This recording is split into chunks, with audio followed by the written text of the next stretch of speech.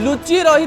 Cancer को आपण जानवे केमिति एक कथा बेसी गुरुत्वपूर्ण ये कारण भारत में अधिकांश कैंसर प्राय सेकेंड रु थर्ड फेज जितेबाला आपण शरीर में हो जाए से समय जना पड़े फोर्थ स्टेज रे जना पड़े आपण कैंसर बेसी किछि करि परिबे नाही आपण केवल किछि दिन बंची परिबे एवं आपणकर मृत्यु पाखे आसुछि बोली जानि देबे। एही समय रे किछि डाक्टर रहिचंती किछि विशेषज्ञ रहिचंती जो माने कैंसर को बुझंती किछि ऑन्कोलॉजिस्ट रहिचंती से माने स्पष्ट करिचंती जे जदि आपणक बयस 25 वर्ष रु अधिक हो जाइछि ताहाले आपण को टेस्ट प्रति वर्ष करिवे जो टेस्ट रु आपण जानि जिवे जे आपणक शरीर रे कैंसर होइछि कि नाही। जदि आपण माने नोट करिवा पई चाहंती ताले नोट करि परिबे किंबा कोनोसी ऑन्कोलॉजिस्ट को मध्य पचारि परिबे। जदि आपणक बयस 25 वर्ष एवं आपण जने महिला आपण सीबीसी करै नियंतु प्रति वर्ष थरुटे प्राय 2000 टका खर्च होबे सब टेस्ट।